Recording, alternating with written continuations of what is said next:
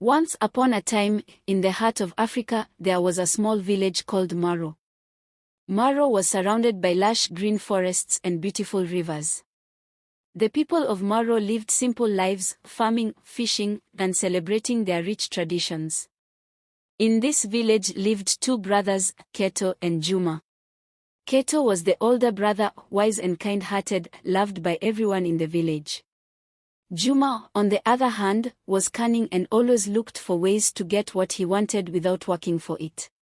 Kato was married to a beautiful woman named Amina, who was as kind and gentle as her husband.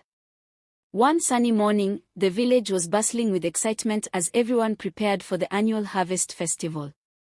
Children ran around, laughing and playing, while the adults cooked delicious meals and decorated the village square. Kato and Amina were busy with their preparations when Juma approached them with a sly smile on his face.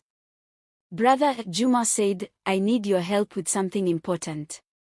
Can you come with me to the forest?"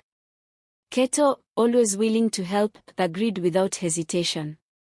Amina watched them leave, feeling a strange unease in her heart. As they walked deeper into the forest, Juma's mind was racing with a wicked plan. He had always envied his brother's happiness and wanted Amina for himself. He thought of a way to get rid of Kato and take Amina as his own. They reached a clearing in the forest where Juma suddenly turned to Kato and said, "Brother, I need you to wait here for a moment. I'll be right back." Kato, trusting his brother, nodded and sat down on a rock, admiring the beauty of the forest. Juma quickly made his way back to the village and spread a terrible lie. He told the villagers that Kato had been attacked by a wild animal and was seriously injured. The villagers, shocked and worried, followed Juma to the forest. When they reached the clearing, Kato was nowhere to be found. Juma, pretending to be heartbroken, said it must have dragged him deeper into the forest. "We need to find him." The villagers searched for hours but found no trace of Kato. They eventually gave up, believing that he had been taken by the forest spirits. Back in the village, Amina was devastated. She couldn't believe that Kato was gone. Juma, seeing her sadness, pretended to be a caring brother-in-law. He offered to help her with the farm and take care of her in Kato's absence. Amina, grateful for his support, accepted his help. Days turned into weeks, and weeks into months. Juma continued to help Amina, but his true intentions were far from noble. He tried to get closer to her, often making her uncomfortable with his advances. Amina, feeling uneasy, tried to keep her distance, but Juma was persistent. One night, as the moon shone brightly in the sky, Juma decided to put his plan into action.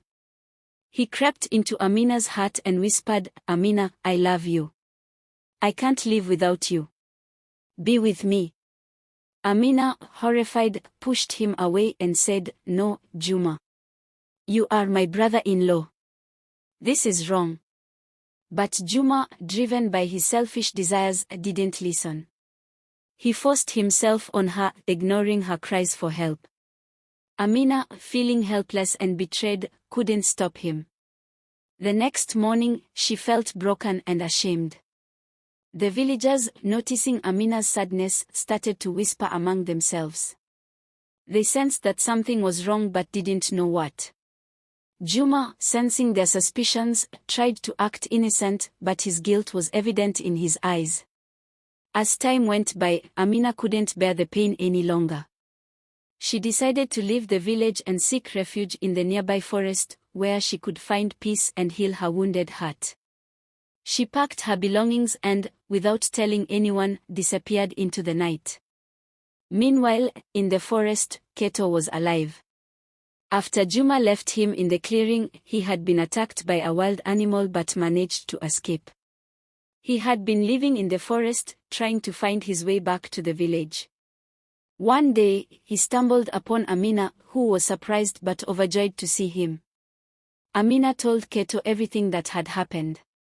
Kato, furious and heartbroken, vowed to return to the village and confront Juma. They both knew it wouldn't be easy, but they were determined to seek justice. Back in Maro, Juma continued his charade, thinking he had gotten away with his crimes. But little did he know Kato and Amina were on their way back, ready to reveal the truth and reclaim their lives.